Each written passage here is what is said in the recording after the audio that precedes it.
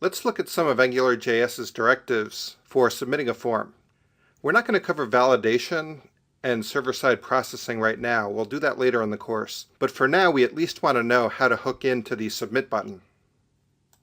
The ng-submit attribute is placed directly on the form tag itself, and it specifies a callback function, usually on your scope object, that'll be called when the user presses the submit button.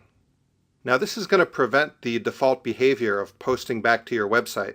If you're writing a single-page app, a spa, or a mini spa, then you want to be sure to handle everything with AJAX calls. And ng-submit is what lets you do that. Likewise, you could place an ng-click attribute on your submit button itself.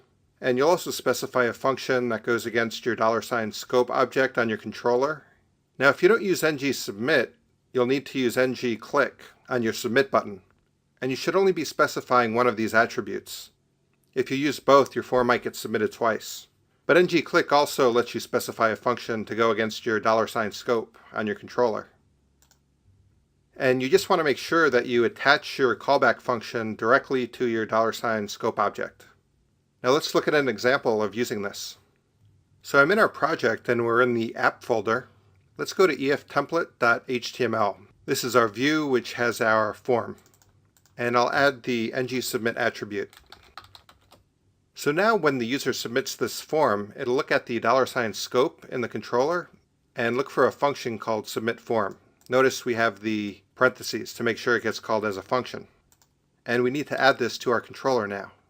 So I'll go to efcontroller.js, and you can see I added the function right here. We take our scope object and set submit form to a function. Now we're not going to do any AJAX call or validation right now, but I will set a breakpoint so we can examine our scope object. And I'll run this.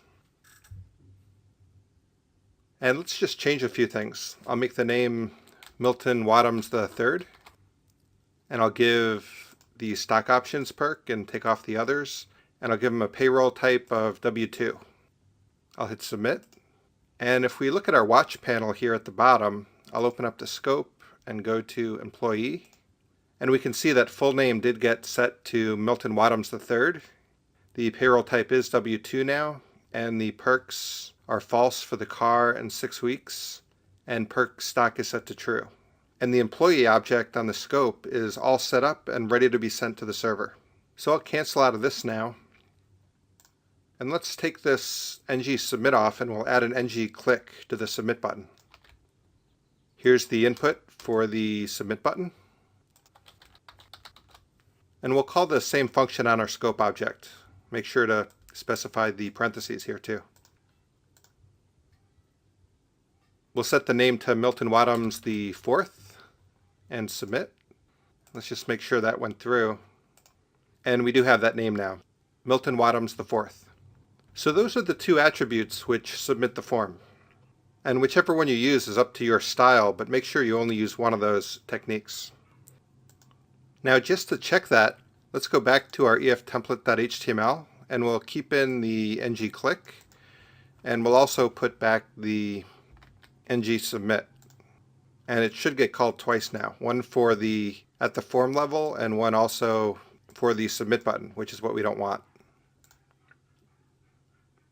I'll hit the submit button and we hit the breakpoint once, and I'll hit continue, and we're back at the breakpoint again for a second time. So just make sure you pick one programming style and stick with it.